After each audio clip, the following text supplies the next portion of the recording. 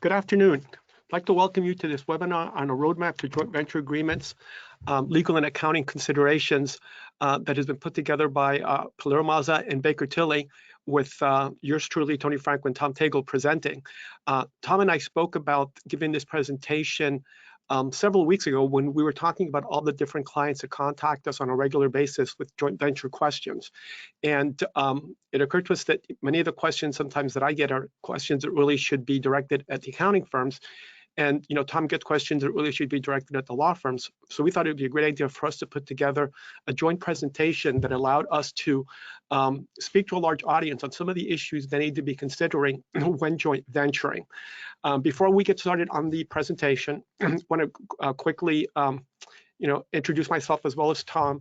Also, helping us with the presentation is one of my colleagues in the office, Frederick Nesbitt, and he will be controlling the slides. So you will regularly hear us say, please, next slide.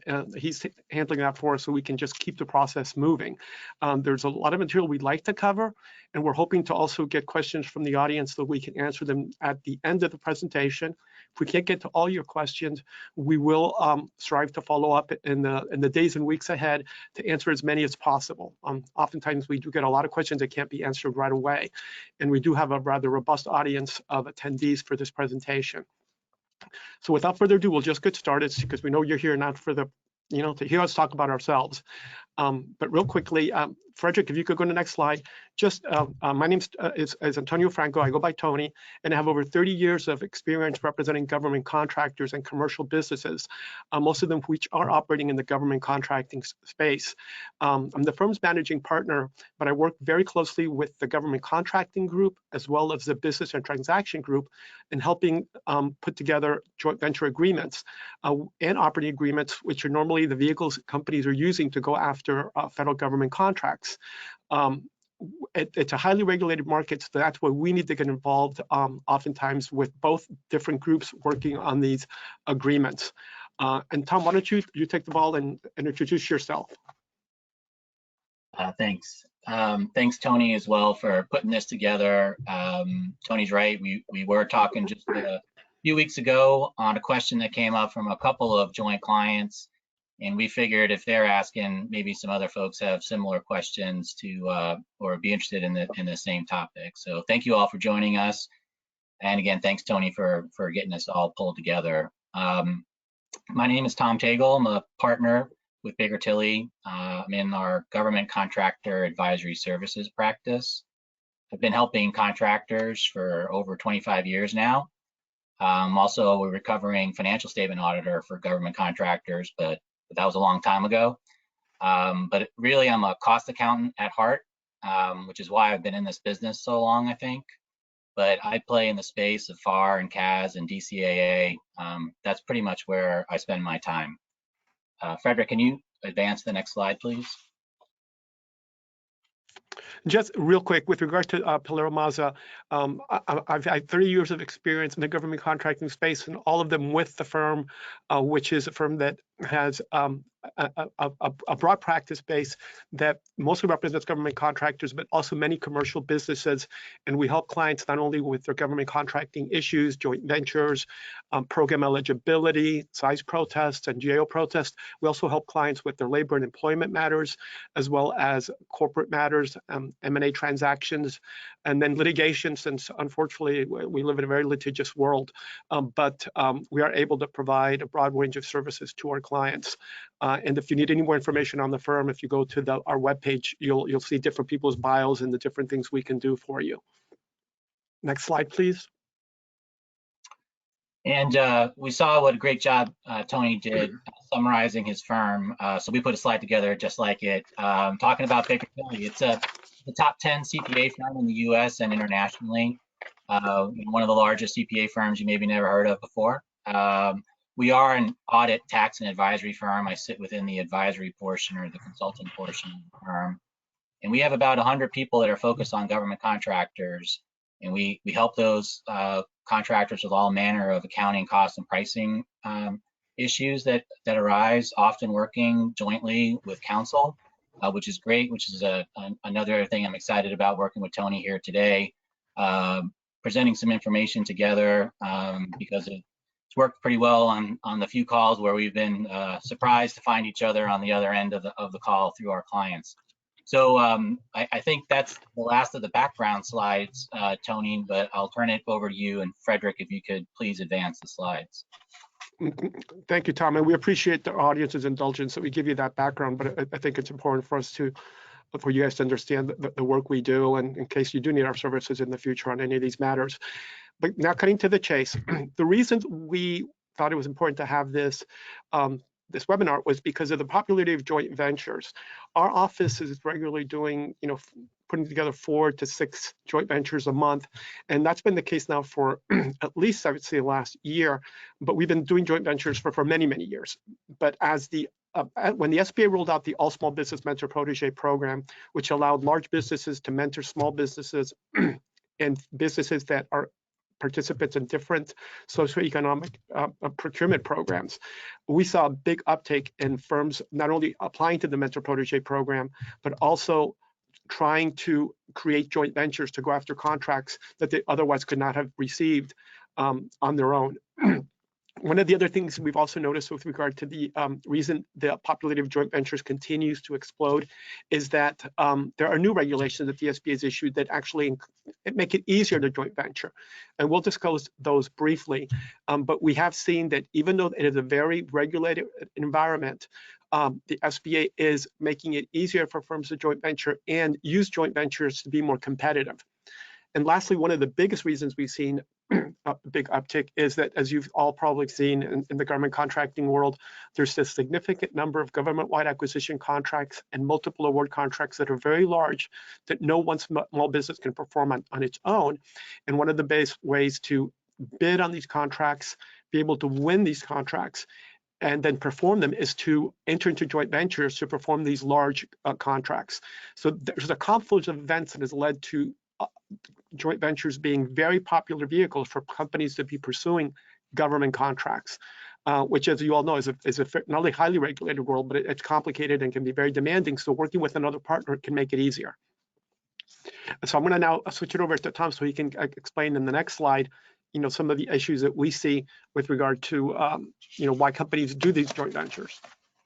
Thanks, Tony. I think too, at the start of this all, there are similar topics to joint ventures, teaming agreements, alliances, but today we're focused on joint ventures, and more specifically, because of the SBA intersection point, unpopulated joint ventures, what the subject of what we're going to talk about today. And many of these topic areas, could be the subject of their own webinar. So please forgive us if we're giving you a 20,000-foot view, but if you have some questions, obviously post them into the window. And I think, SBA has been active, and, they'll continue to be evaluating joint ventures for, things like annual reports of the technical and management assistance that's being provided, loans issued to small parties, subcontracts awarded to a large party, and basically all the JVs awarded to the partner. So those are just some of the things to be cognizant of as we talk about these joint ventures. And I think that there's lots of reasons why folks do joint ventures. Tony talked about some of them at the top. But the government's view in this vein is that 2 heads are better than 1, where 1 + 1 = 3, and trying to get the 2 entities to work together to meet a need that neither one of the 2 could do. Now, you could also have a prime and sub relationship that might exist in a typical normal government contract, if I could call anything a normal government contract. But joint ventures give the government the opportunity to kind of meld the best of both worlds together of 2 potentially competing entities out in the competitive landscape. Minority JV members can also exert more control in a joint venture than if they were just a subcontractor to a prime. So that's another reason why companies would want to engage in joint ventures. I think that, probably one of the biggest ones that's leading to a lot of the uptick in the activity right now is that it allows the minority JV member to participate in set-aside work, which they couldn't otherwise do without some of the changes in the or some of the regulations for SBA. And I think that it also allows JV members to manage their revenues, to stay small longer. And it also can help smaller contractors to expand their capabilities beyond what they might be able to do on their own. So working with another venture partner allows them to get some past quals for future awards, whether they be via joint venture or standalone. So those are some of the reasons why companies would want a joint venture. Tony, I don't know if you had anything you wanted to add there. Just, one of the ones we see that is oftentimes a driving force is that it's a way of controlling growth. And so clearly, because a company, when they're the prime, has to attribute to itself 100% of the revenues going through it to the subs, when you have the joint venture partner, you can split up those revenues so you can stay small longer. And so that's one of the big factors we see in play, as well as the fact that just some of these companies that are doing these JVs, particularly with their mentors, could never really be as competitive if it wasn't because they have another company that brings something to the table. So if you can advance to the next slide, we have some of the downsides to joint ventures.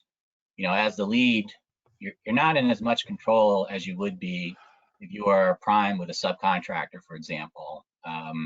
With the clauses and the boxing efforts that you can do to box in a subcontractor to a specific area or scope of work. I think that the joint venture naturally leads to more back and forth, which is a good thing, but can also be a bad thing. And similarly, while the government may view 1 + 1 = 3, they could also view that maybe 2 heads are not better than 1, where 1 and 1 doesn't make 3 and maybe doesn't even get to 2. And that's when joint ventures aren't going so well, might be the government's position. Who's on first? Who's the belly button I need to get to answer a question? If you don't have those things set up at the beginning, can lead to some problems in the operation. And I think this is a little subjective, but JV is probably more of a commitment than traditional teaming or prime sub relationship. So do your due diligence when you're entering into joint ventures with other companies. Hopefully they're folks you've worked with before in some way. But strange parties can lead to strange outcomes if you're not careful. And I also think that if it's not done well, or rather set up well at the beginning, which we'll get into in subsequent slides, there could be a lot of confusion over how the split of work share is supposed to work. And in order to protect yourself, I think a best practice is to kind of envision what could go wrong and detail it out in the JV agreement so that nobody's surprised with how things are either going to operate or go ahead and operate if things turn sideways.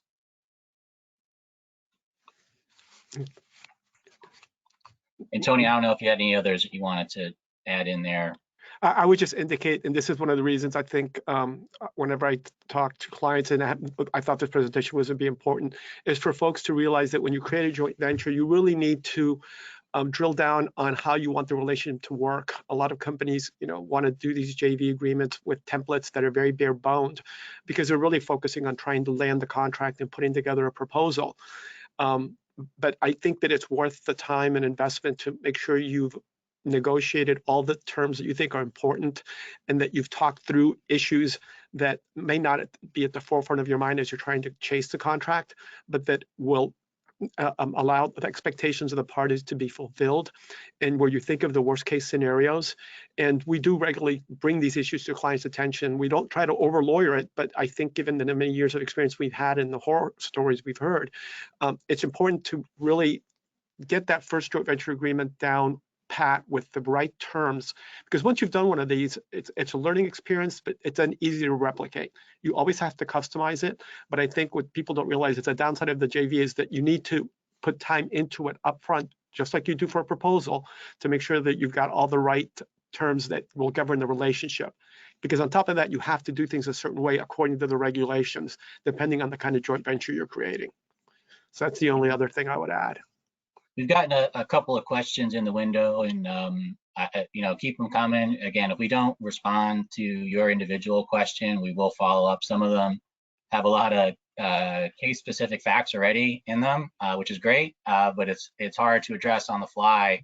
I think that pros and cons of adding members to an existing JV versus creating a JV for a particular solicitation. I mean, I think it's probably some more work, but creating a new JV specific to the opportunity where you know the parties makes a lot of sense. You can do it. But like with anything, not having contemplated that other party at the beginning of your JV agreement can lead to unintended consequences in how we've drafted everything else for the setup of the JV. And you have to forgive me. I know that Tony works to help set things up, but people aren't calling the CPA firm unless there's, as we refer to in the accounting profession, a dumpster fire happening relative to a bad JV that maybe the parties didn't work very well with. So maybe some of my views are a little bit skewed towards that outcome, because that's a lot of the experience that I have. But definitely being specific relative to how are things going to work with various JV partners. And if you added a third one in later after you already set it up, it could have unintended consequences. So I just wanted to add that in before we moved on, Tony. Okay, perfect. Next slide, Frederick. Okay, thanks, Frederick. Now, what I wanted to quickly just touch base here is on the new SBA regulations for joint ventures. This doesn't identify all of them, by the way, but it's a summary. And I will say that in looking at the different questions we're getting from folks, I can tell that some of the members of our audience are very experienced with joint ventures, and some of the questions are, I think, more on the basic side. So what we're going to try to do is go through the slides and answer as many questions more towards the end, so that we're not going into questions that right now I think raise very important issues, but that for folks that may not have an understanding of some of the issues we're going to discuss may be problematic.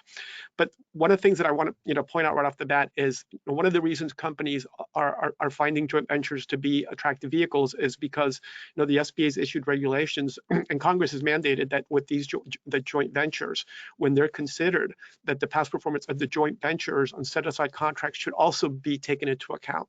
This is important because we were seeing many procurements being set aside where the agencies wanted the joint ventures themselves to have past performance, which somewhat makes sense because these are new entities, but it was undermining the purposes of these rules that encourage joint ventures if the joint venture partner past performance was not considered.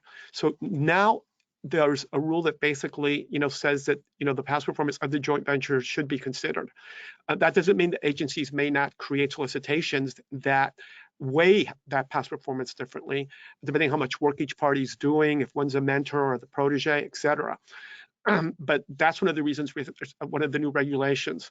Another one that's not identified here, and I did see a quick question on it, was regarding security clearances.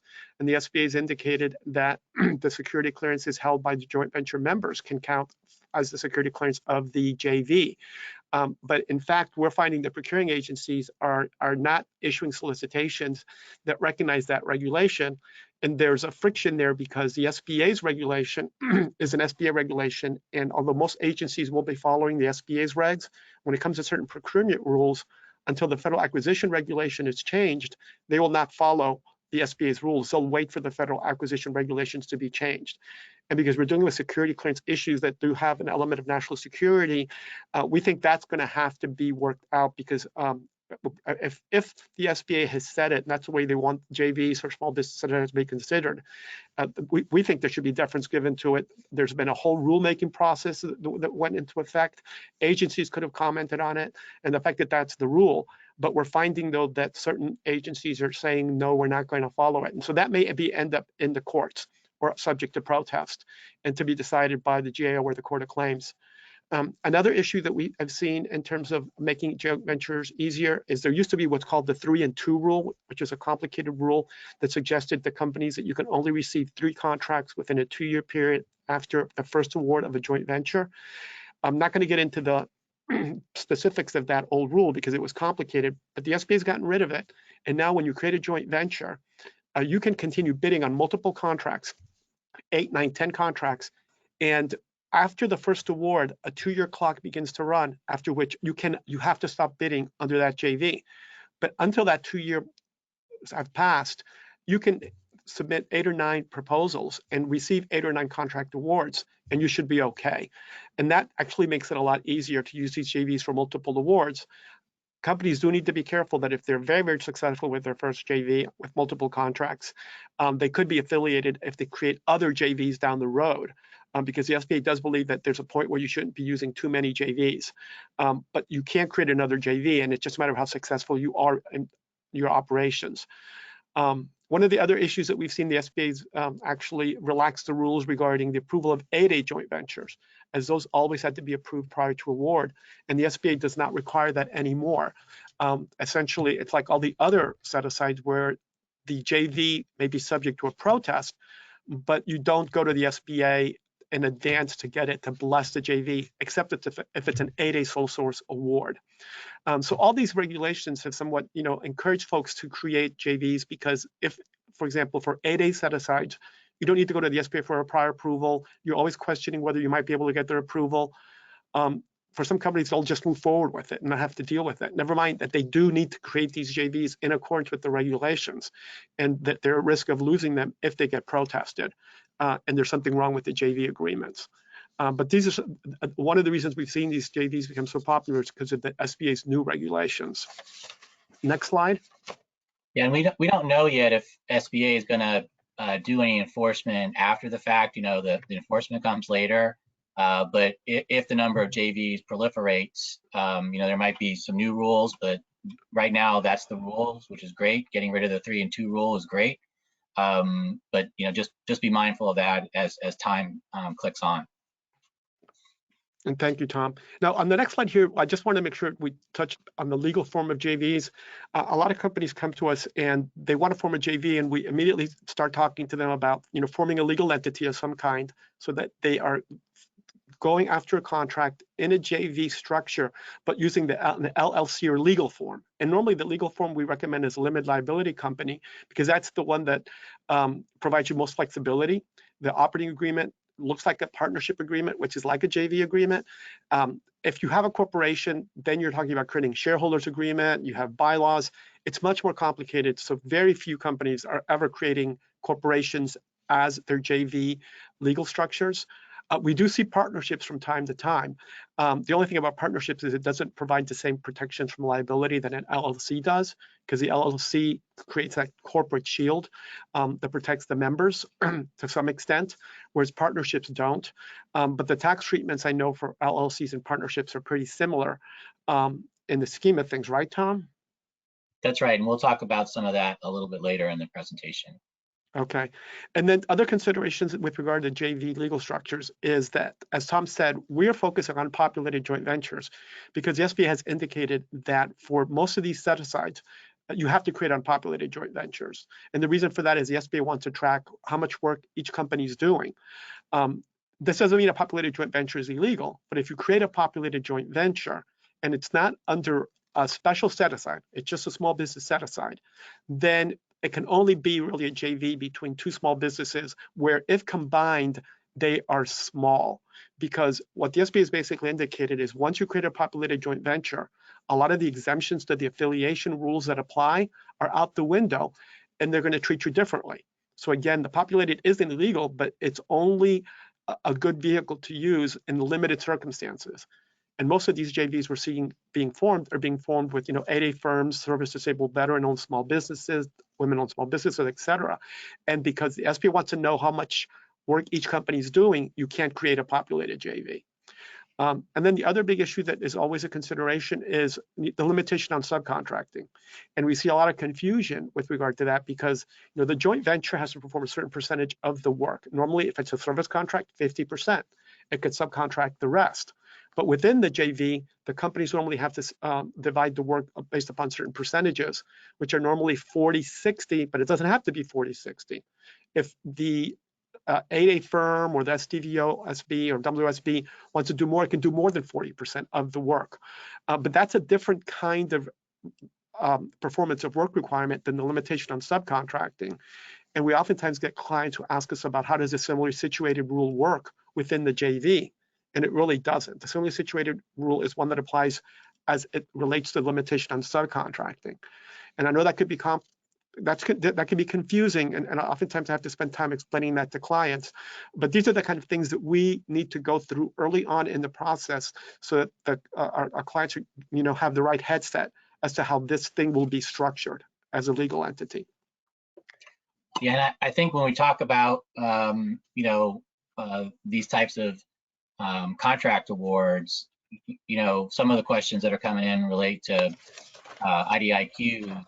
I think that one of the best practices is to track the individual amounts, level of efforts, and funding amounts at the task order level. You won't know the total funded amount of the entire IDIQ at the beginning, so you need to kind of treat each task order as an individual contract, and in that way, you're making sure as you continue to add task orders that you're not getting out of whack, instead of waiting till the end and saying, whoops, something's not right here. So take a look at individual task orders and try to treat them consistent with some of the percentage limitations that Tony was talking about. That's an excellent point, Tom, because you're right. I think that's the safest way to make sure you don't run afoul of the rules. Next slide, please, Frederick. Now, real quickly, with regards to something that I want to make sure that, whenever clients are coming to us and want us to put together these JV agreements, we make it very clear that if they are going after a contract that has been set aside for the SDVOSB program or 8A or WSB, that we need to make sure that these joint venture agreements follow what the SBA regulations require be inserted into these joint venture agreements. With regard to, for example, a joint venture between two small businesses that are not in a mentor protege, just two small businesses, there's no regulations that say you need to draft the agreement any specific way. So you have tremendous flexibility of two small businesses, JV and small business set-asides. But once you have a joint venture under to go after one of these special set-asides, or you have a joint venture with a mentor, you've got to follow very specific rules the SBA has. Keep in mind that, for most small business JVs, and even those regarding SDV, OSBs, WSBs, all the members have to be small under the NAICS code assigned to the contract. But what we're finding is most of these situations, you have a JV partner that is a large business, and so they're actually pursuing this under the mentor protege program, which allows a large business mentor to joint venture with an 8A firm or WSB small business. In those cases, it's just then the eligible entity that has to meet the size standard. And one of the things that you need to be keeping in mind, if it's, for example, an 8A JV, do you want to make sure that the majority owner, which will be the 8A firm in the JV, is eligible for the set-aside? They wouldn't be pursuing this if they weren't, but I think it's always advisable to get certifications in the agreements regarding the parties upon whom eligibility is based, indicating they're in good standing and that there's no questions about their eligibility. And then lastly, the other big issue is just that they have to be unpopulated. Under the SBA's regulations, if you don't want the firms to be affiliated. There can be a small group of administrative personnel that are sometimes populated in these JVs, which we see happen when the contract is very, very big. So when you have a very big contract, you may just not want the personnel to be residing within the individual members. You may just want the personnel residing within the JV. And that also helps with regard to facility clearances, because you may need a facility security officer, and it would be best if they were residing directly in the JV. Next slide. Real quick, just to go through some of the big things that we always have to deal with also in creating these JVs. First of all, we create a JV and operating agreement because most companies are agreeable to having an LLC, and an operating agreement is the document you put together for an LLC. We have to make sure all the provisions and the regulations are in the JV agreement, which is what we sometimes leads us clients sometimes to send us templates to just have these regulations in there, but they leave major cracks in terms of what can be done in terms of or should be done in order to create a proper JV. The other thing that you need to be mindful of is that there's a forum called the SBA's Office of Hearings and Appeal that hears protests all the time when companies feel that a joint venture has not won a contract legitimately because of an eligibility issue. And under many of these programs, it's very clear that the SBA contemplates that the eligible entity, be it the 8A or service disabled veteran small business, et cetera, must be in control of the JV. And this is one of the areas that I'll talk about later in the presentation, but it's one of the trickiest ones, because JV agreement themselves, JV regulations themselves don't lay out what things could create negative control, but there's a body of case law that has come out that basically indicates where you could get in trouble because you've embedded in the joint venture agreement certain unanimity requirements that could create real problems where both parties agree and they're perfectly fine with this. We see it all the time. Both parties are agreeable that the other large business or joint venture partner can have the say over big decisions that they consider big, but that the SBA would say, no, these are not extraordinary actions. And so you just need to be mindful of the fact that there's going to be an element of real negotiations here of terms that are designed to make sure that the agreement can pass muster if protested, but which may not be intuitive to you as a business person. And because you may be thinking, well, that doesn't make sense. Why do we need to do it this way? Most business people, when they enter into agreements, have these kinds of clauses, but that they would not necessarily be acceptable here. And that's one of the biggest challenges we have in not only explaining these rules, but also trying to, make sure that the parties aren't pushing the envelope too far. And just keep in mind that if you don't meet all these requirements, not only are the regulations, but cases that you may have not read about or heard about, you can find yourself in violation now of the rules and a decision made against you by an area office that does a size protest for the SBA. Tom, anything else you'd like to add? Yeah, just to be careful. This is where Tom's practicing legal advice, which isn't smart, but be wary of templates you find online. Work with Tony and his firm to make sure what you're setting up is appropriate, because even stuff on the SBA website, it's not guaranteed to include everything that you need to be updated with the current regulations. So just be mindful of that. And there's other things that we'll talk about, maybe some more of the accounting issues. But when you have a mentor-protege relationship, define how the mentor will assist the protege and describe the measures of success and the long-term goals of the JV in that regard, because that's again one of the things that can go a little bit sideways over time if it's not clear and there's not clear delineations of what success looks like. And it's harder, right, than just issuing a subcontract to someone to perform for you when you've got this other consideration. But those are some of the things that I see in those agreements that could have spent a little bit more elbow grease on the penciling of that agreement relative to the specifics of how the mentor and protege will work together. That does come up. Tom, I think the next slide's all yours. Okay. All right. Good. Key accounting considerations. Right. So we got a couple of different topics here, and I really like that we agreed to get to, for lots of reasons, unpopulated joint ventures. Because to me, from an accounting perspective, an unpopulated joint venture has got to be one of the easier ones to deal with. If you have populated joint ventures, then figuring out what your costs are and whose indirect rates are going up and down gets to be a little problematic. Unpopulated joint ventures, each of the participants is kind of providing in as like direct labor, fully loaded up, all the costs and their backpack of costs of the individuals working on the joint venture, and in that way capturing a lot of the indirect expense that's being incurred for the benefit of the joint venture. And a lot of times that's sufficient, that's enough by itself. As Tony mentioned, sometimes there might be some PMO folks within the joint venture. Again, defining how we're going to account for that up front makes a lot of sense, because you don't want to be figuring out on the fly. So, joint ventures can have lots of different contract types. And again, my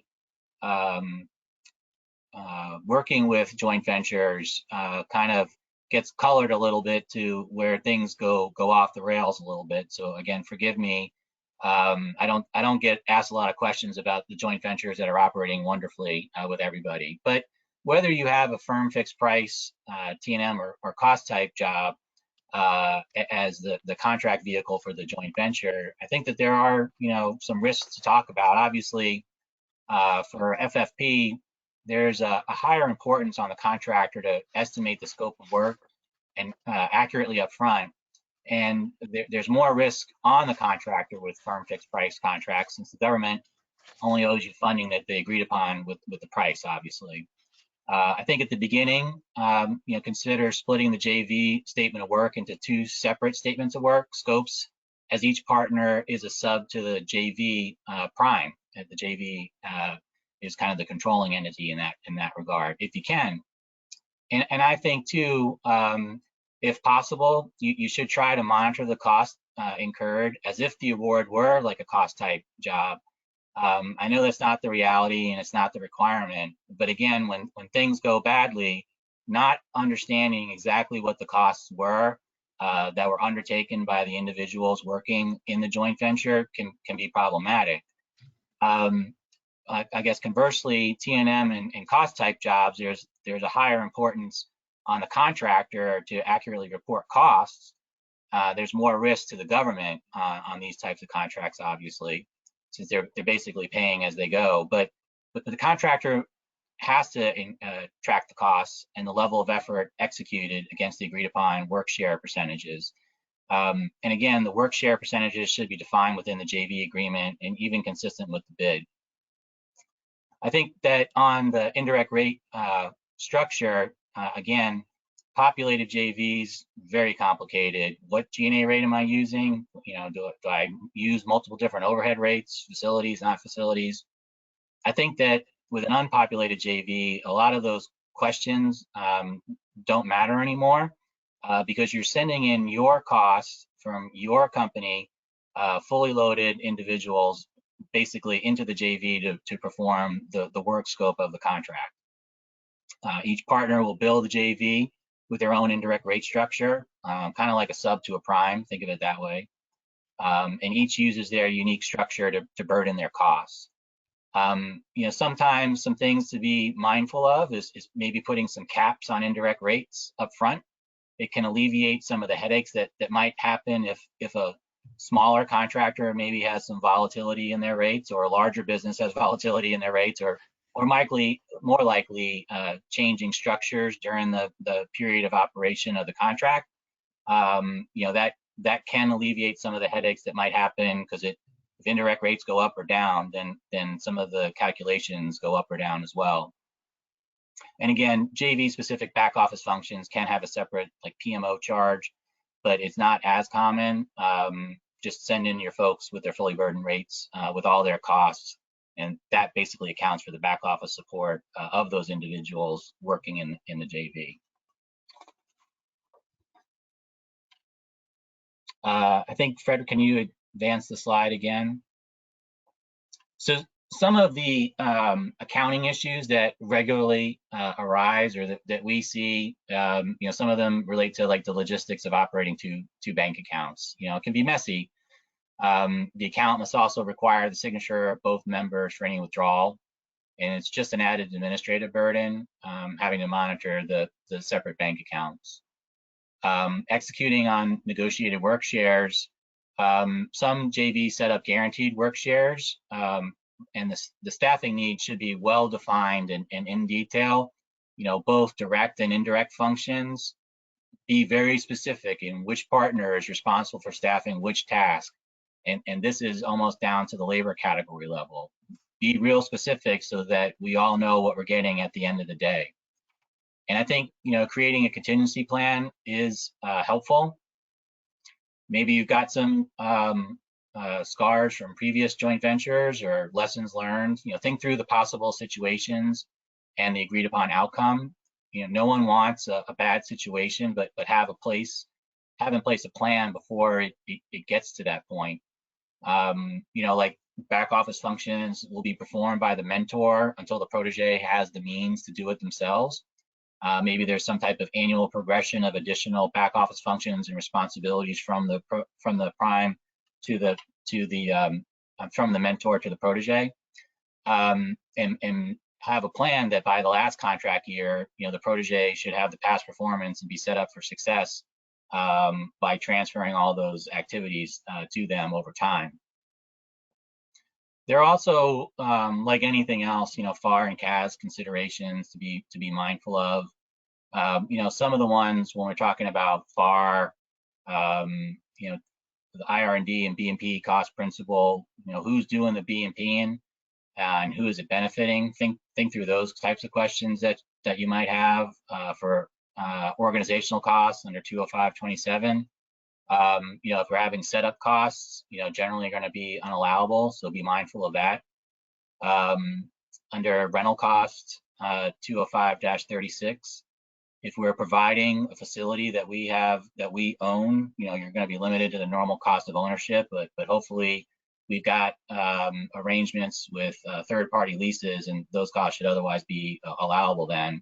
And of course, when we're dealing with anything legal and other proceeding costs, who's paying for what, and what's the allowability going to be for those types of costs. And CAS, is the joint venture going to be considered a business unit or a segment under CAS? Well, for purposes of this presentation, who cares, right? Because we're all going to be small, and small businesses are exempt from CAS. So that's good, but from an internal perspective, I think treating it like a segment makes some sense. It is just another contract in some respects, but being mindful of that, if you do have CAS reporting considerations, is it included within your segment or is it excluded? And there may be reasons to do either. And Tony, I don't know if you had any other comments on that section.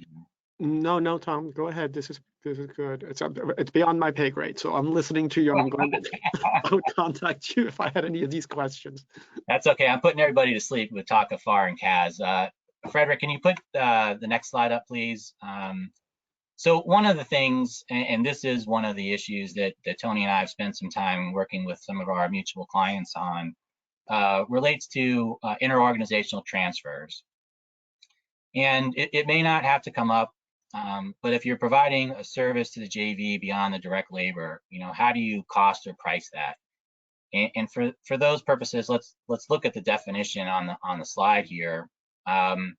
Basically 205-26 is telling you to transfer must be at cost. So you must use cost accounting unless you're able to meet some of the exceptions that are below. And I think that a lot of people get quickly to the answer of, oh, it's a commercial service because I provide also that service to commercial organizations. And I think that there's a little bit more to the story to evaluate. So just be mindful of having an established practice that it doesn't change between price and cost depending on the type of contract vehicle that we have. That would be a no-no. That the item being transferred qualifies for an exemption, right? If you have adequate price competition or a waiver, or it's defined as a commercial item, that'd be helpful. A GSA schedule defining it as such, and that the contracting officer has not determined the price to be unreasonable. That one's a little bit tricky. If they've done that, then you're back to cost. But if they haven't, getting them to say that it is reasonable might be a little bit harder. But those are some of the considerations to think through if we're going to have to send other types of costs into the joint venture. So think about how you're going to price or cost those things as joint venture members. Who's doing it is important, but how are you going to price and cost it is also important. Of course, the transfer pricing practices may also have some GAAP and tax-related implications. And also, when you're buying and selling among related parties, having some good controls like statements of work and invoicing practices between these different entities, and maybe even selection of contract types. Fixed price is a good one. Would be helpful. I think that so long as we're burdening our costs and presenting everything from a cost perspective, we're doing okay. If we're going to use price, we just have to be mindful of some of these other considerations that are again listed in 205-26. If we could turn to the next slide, here we're talking a little bit about some of the GAAP rules. And I'd like to summarize this slide by saying it's a little complicated. And I'm sorry for the error, but that should be ASC 810, not ACS 810, although I believe that's a great vacuum cleaner. But some of the exceptions to consolidation obviously would be if it's not a legal entity, of course. ASC 810 provides some other exemptions, like for employee benefit plans, governmental organizations, money market funds. There's also some scope exemptions to the variable interest model. for things like not-for-profit organizations, private company accounting alternatives. I don't think a lot of those apply. So we're going to be looking a little bit at, is the legal entity a variable interest entity? Is there a legal business structure where an investor has controlling interest despite not having a majority of voting rights? Questions that would be asked: does the entity lack sufficient equity to finance its activities?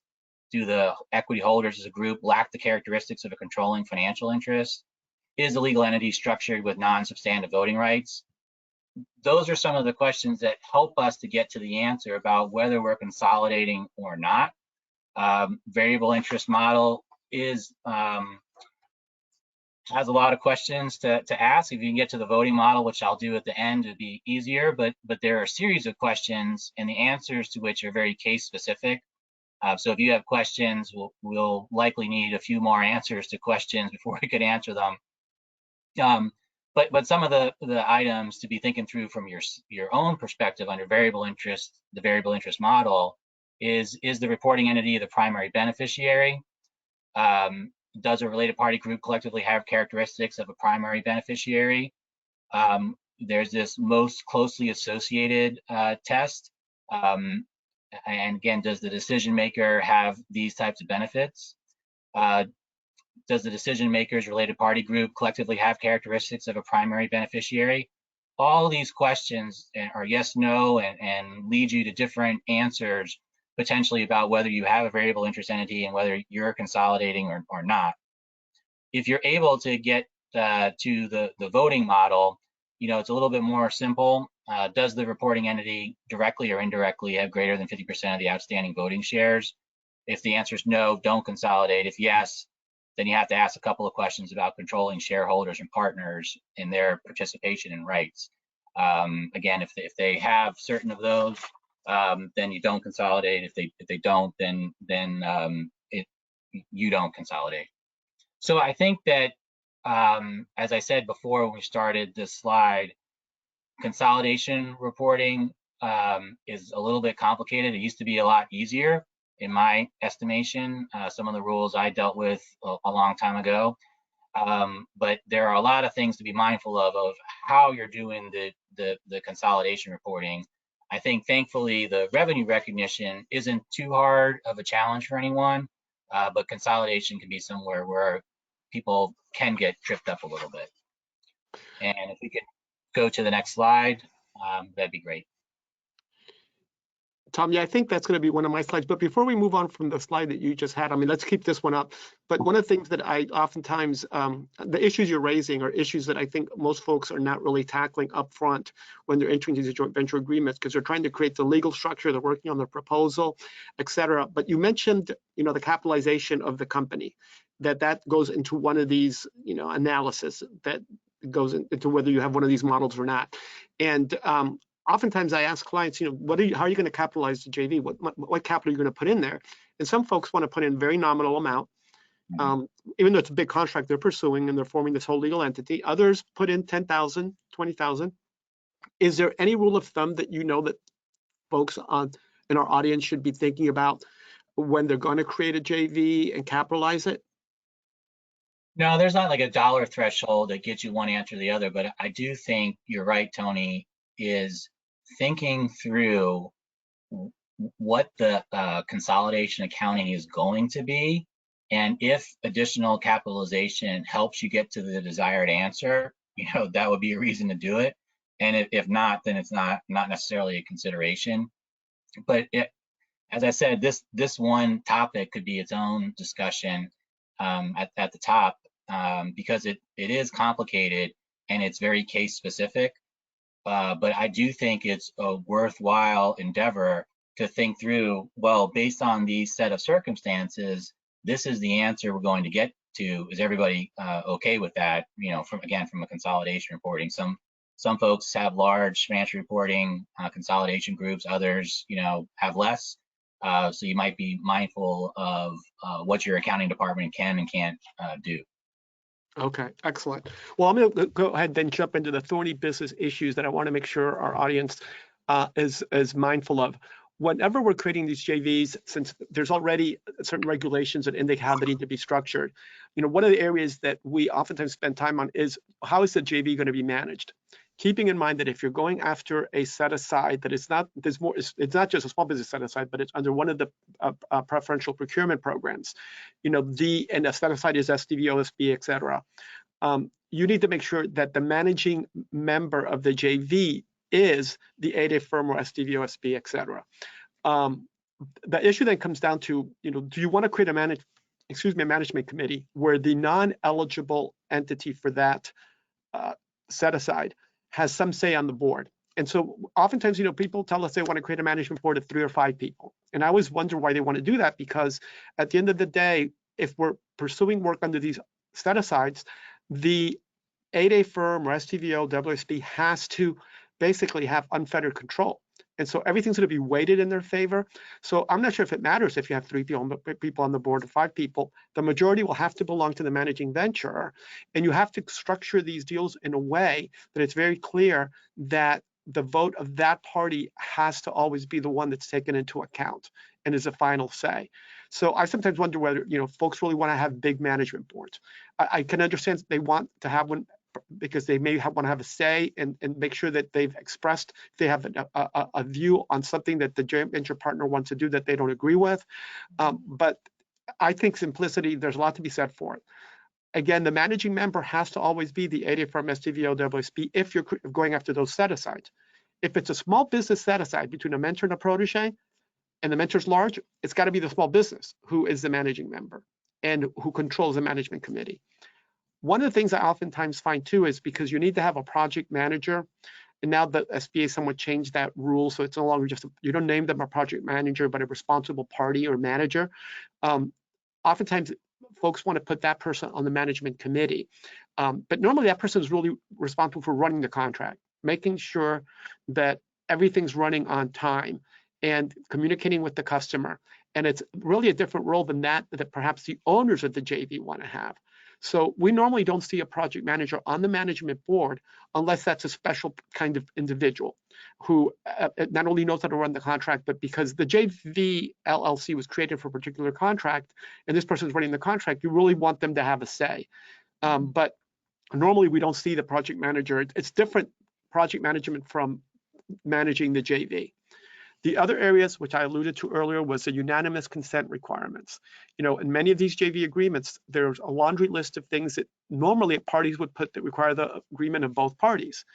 You can't have that big laundry list that you normally see in your traditional JVs when you're operating under these set-asides, because the only things that you can put in the agreement that requires the consent of both parties are what are called extraordinary actions. And even then, you should note that under some of these programs, the case law is not that good with regard to any extraordinary actions. We're noticing that in the SDV-OSB world, oftentimes these joint ventures are created, and you get these decisions from the VA, for example, or from the SBA that we are like just stunned because they don't seem to be following, generally accepted business principles. An example of that is, addendums to a joint venture agreement to add opportunities. We have heard that there's a decision out there that indicates that the addendums should not have to be signed by both parties. They can be just signed by the STVOSB, which doesn't make sense because you're technically amending the JV agreement. This is where we really work with clients to figure out what things are really important for them that they need to put in this agreement. And then we highlight to them what the cases say. And we believe this is an area that will be evolving. But right now, these programs are designed to protect these different entities for which the set-asides are established and for them to benefit from it. And since if you had a prime sub relationship, the SCVOSB or the 8A firm would be able to pretty much run that contract the way they want, subject to a subcontract terms. This is why the SBA takes this position, and these regulations have been written this way, that if you have a JV, which is a different vehicle, you still have to have at the tip on which eligibility is based really running the show. And then the other area that folks oftentimes don't focus on is how are they going to deal with the fact that one of these joint venture partners may want to sell its interest in the JV, or there may actually be a change of ownership in one of the joint venture partners, where you find yourself now working with a joint venture partner that's owned by folks that you've never worked with, that you don't know. And I've had clients who told me that they want out of joint venture agreements because their joint venture partner was sold, and there was nothing really that precluded that. And so there's another issue that happens also if there's a sale of an interest in the JV or the sale of an owner in a JV, is that can trigger recertification of size for the JV. And the SBA has issued regulations on that front. But one of the things the parties need to be thinking about is not only how you put this JV agreement together to fulfill these requirements, but long term, what are you thinking about may happen down the road if your joint venture partner wants to sell and move on and retire, and now you're working with another entity that you have no idea how they operate. So these are the thorny issues we normally work with, which do take a lot of back and forth with the clients, because we also then deal with the other side, and they have to understand why it is that these are issues that are important to us. I've seen some negotiations drag on these issues for weeks. Next slide. Split the other areas that we is this one of your slides, Tom, or mine? I don't remember. Yeah, this is one of my slides. Sorry about that. Okay. Yeah, this is the splitting of work and revenues and profit.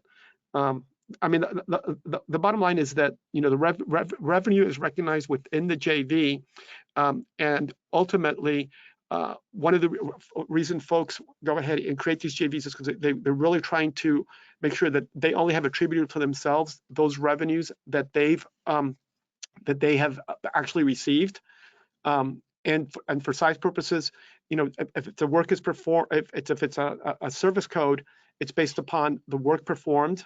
If it's an employee-based size standard, you look at ownership. And so you never take 100% of the money that came in to the JV as yours, but you do need to be mindful of the fact that if you have subcontractors, you then have to split that as well between the joint venture partners. And so these are different things that need to be addressed in the JV agreement, how you're going to split the work, because the splitting of work will drive how you split the profits, and also to the extent revenues are going to impact your size, how is it do you want those revenues to really flow in your direction as opposed to a joint venture partner? Tom, anything else you want to add on this one? No, I'm okay to advance. And I know we're getting to the top of the hour real quick. So if we can just go to the next slide real quick. Some of the things that relate to the tax issues that may come up from an operating agreement. I think that, we're going to need capital accounts for profit loss allocation, distribution waterfall, and effective for tax returns beginning in 2020. Partners K1 must be prepared on a tax basis. Some of the tax elections, sometimes the operating agreement will dictate if any tax election is required, like in real estate, the real property tax or business election. Partnership representative is someone needs to be identified, be named. Is the point of contact between the partnership and the IRS, if that ever comes up to be an issue. If you don't pick one, they'll pick one for you. Mostly the general consensus is that the partnership representative is generally the managing partner of the joint venture. And if we could just go to the next slide real quick, I think a couple of questions of, who, why, and what. Who's responsible for the financial statements. The operating agreement will delineate who maintains the JV's financials. It's typically going to be the managing member. Why are quarterly financial statements even required? Partners need them to understand their tax planning and estimated quarterly tax obligations. And what financial statements are required for the JV? It varies. The operating agreement will dictate, if audited or reviewed financial statements are required. Banks or investors may determine if something else is required, but the most common financial statements would be, a balance sheet, a profit and loss, statement of cash flows, and changes in partners' equity. So I just wanted to get to those real quick. We just came right at the top of the hour. Again, sorry we didn't get to some of the questions that were in, but I know that we will follow up. And again, Tony, thank you for setting this up. I really enjoyed prepping and delivering the content with you. Thank you, Tom. Yeah, like I said, there are a number of questions that were asked. I mean, I think we can take one real quick one here. One of the questions is, what is CAS, cost accounting standards? And I'm not sure if you can explain that briefly.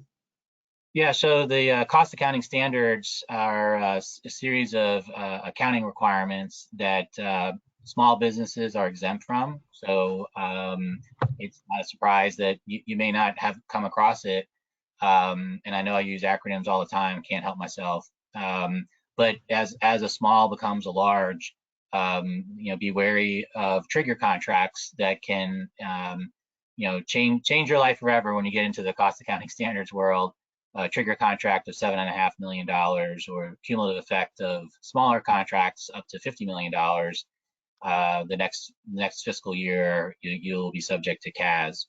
So just be mindful of that relative to, if you don't have an exemption, it was, competed, that's a great one. It was a commercial item, that's a great one. But if you're, providing certified cost of pricing data, you're looking at building on your way towards from a small to a large, and CAS may become applicable. Okay, excellent. And then I'll take one of these other questions I see here, and then we'll have to just follow up with you guys individually who've asked questions. But one of the questions I had here is, how does each JV partner claim past performance for a JV project? And just keep in mind, some of these questions actually there's no clear-cut answer. It's somewhat, you talk it through with professionals and try to come up with the best response. But I can tell you that with regard to past performance for a JV project, a company, I believe, in a proposal needs to just be able to explain to a procuring agency why that work of the JV that was performed by them as a JV member should count as theirs. Now, a procuring agency may not give you all the credit for that past performance because the JV performed the work. But if it's a non-populated JV and you can show how much work you did, it's a matter of explaining it in your proposal. So a lot of times I just find that, it's a matter of talking people through that there is no black and white regulation on some of these issues, but that we have seen the cases, and the cases sort of let us know how it is that other companies have gone ahead and done that and where it's passed muster.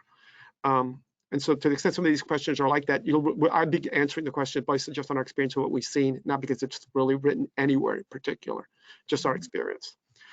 Well, I think that does sum everything up, and I don't want to take any more of our audience's time since we had, exactly an hour for this. But we appreciate the opportunity to present on these JV issues for you all.